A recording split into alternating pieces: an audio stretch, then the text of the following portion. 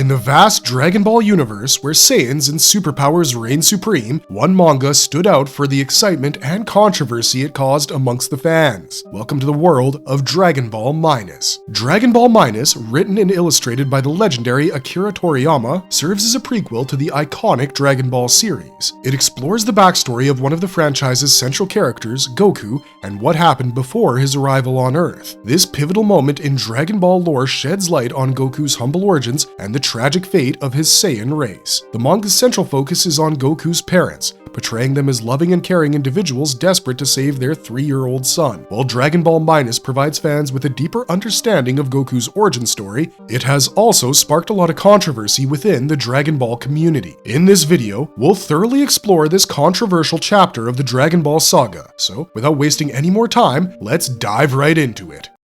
What is Dragon Ball Minus? When was it released? The Dragon Ball saga has nurtured the imaginations of multiple generations of fans. Yeah, that's right, your father or maybe even your granddad has been enjoying the adventures of Goku for years. You should probably tell them about the awesomeness that is Marvelous Videos, but before you do that, don't forget to give us a like. As we said earlier, the Dragon Ball saga continuously expanded after its release. We've seen Goku as a carefree child chopping up trees and checking people's gender, and we've seen him as an old grandpa taking care of Pan. During this time, several new characters were introduced. Some became part of the main storyline, and some were non-canonical. Oftentimes, old mangas and animes were made inconsequential by introducing new ones. Like the 3 Broly films of the early 1990s were scrapped from the main story after the release of the more recent film Dragon Ball Super Broly. Fans have often complained about the ambiguous nature of Dragon Ball, as it's hard to keep up with the new developments if there's a question mark over the previous story. It's basically like science. The new developments sometimes make old theories obsolete. There is, perhaps, no manga more suited to showcasing the ephemeral nature of Dragon Ball lore than Dragon Ball Minus. Written and illustrated by Akira Toriyama, the legendary creator himself, Dragon Ball Minus is a manga that serves as a prequel to the iconic series, providing fans with insight into the backstory of Son Goku. Released on February 24th, 2014, Dragon Ball Minus is comparatively a small addition to the lore. A single chapter included in the collected volume of Jacko the Galactic Patrolman, another manga series created by Toriyama. Despite its relatively short length, Dragon Ball Minus has had a significant impact on the Dragon Ball canon and the way fans perceive Goku's origins. The story of the manga covers the period up to Goku being sent to Earth and marks the first appearance of Goku's mother Gine in the Dragon Ball franchise. It also shows the Saiyan race in a more humane light compared to the earlier battle-hungry depictions.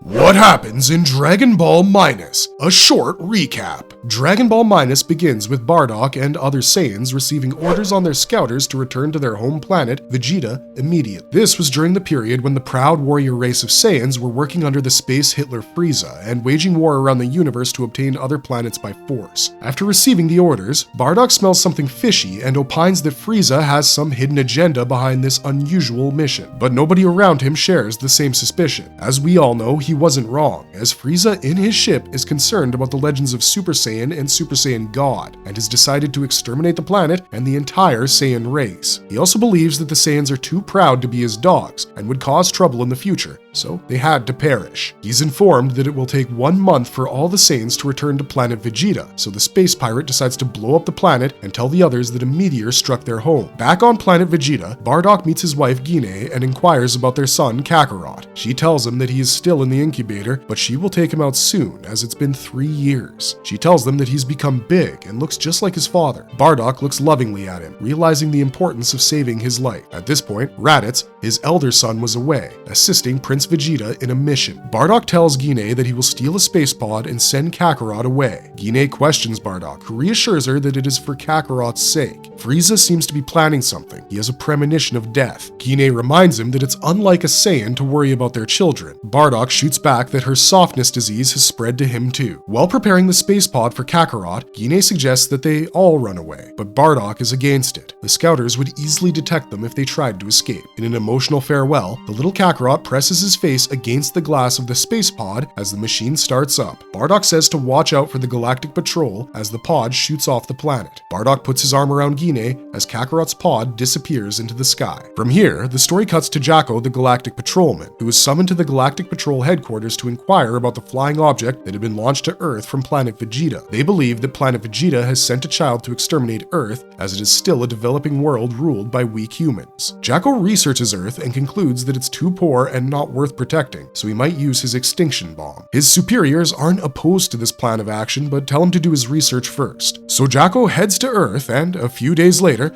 the Tiny Saiyan and the future Super Saiyan God arrives on Earth, and he's discovered by Grandpa Gohan, setting us off on the story of the original Dragon Ball series. Planet Vegeta, together with many Saiyans, was obliterated by Frieza's hand. Eventually, the Destined would grow up and, without realizing it, come to face off against his father's bitter enemy, Frieza.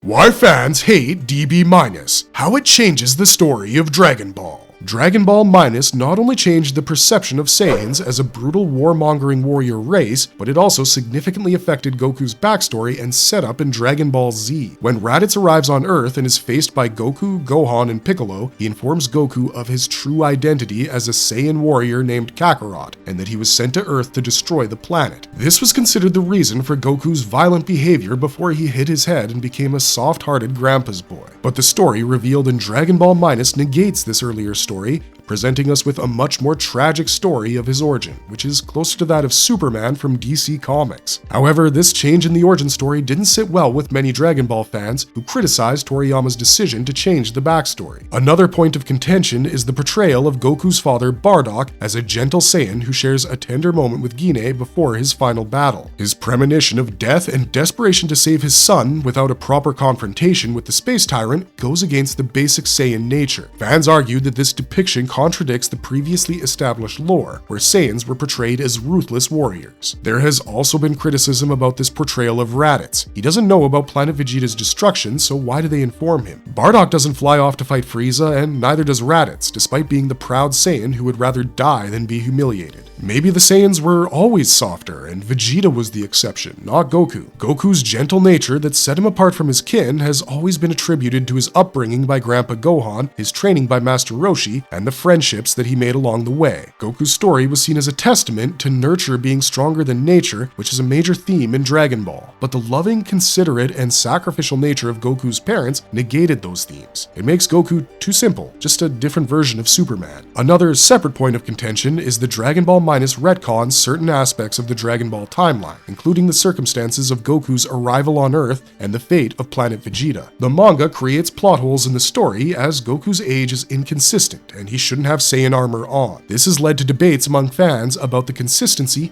and coherence of the Dragon Ball canon. Despite the controversy, Dragon Ball Minus remains a fascinating addition to the Dragon Ball mythos, offering fans new insights into the world and characters they love. And so, the saga continues, with Dragon Ball Minus adding another interesting chapter to the epic tale of Dragon Ball. Is Dragon Ball Minus canon? As mentioned before, in the world of Dragon Ball, the biggest contention is always about whether a movie, episode, or manga is canon or non-canon. In the last 4 decades, Dragon Ball has put out many films and mangas that have told an expansive story and were well liked by fans, but were later scrapped from the continuous storyline after the release of some other newer story. After the release of the film Dragon Ball Super Broly, it has been confirmed that Dragon Ball Minus is indeed a part of the Dragon Ball canon, and the Bardock shown in this story is the real Bardock. This is a contrast from his earlier depiction in Bardock, the father of Goku, where he was shown as a headstrong and proud Saiyan attempting to prevent the destruction of his planet by challenging Frieza and eventually being killed by him. However, the last part of the film, where he sees the vision of his son challenging Frieza and avenging his death, is still untouched even after this latest development. With the ever-developing story of the Dragon Ball saga, fans must understand that just because a story is not officially part of the canon doesn't mean that it doesn't exist anymore. The vast and rich narrative of the Dragon Ball lore is too big to be bottled up, and that is one of the fascinating charms of this series. It doesn't exactly make sense, but it's still cool as hell 4 decades later.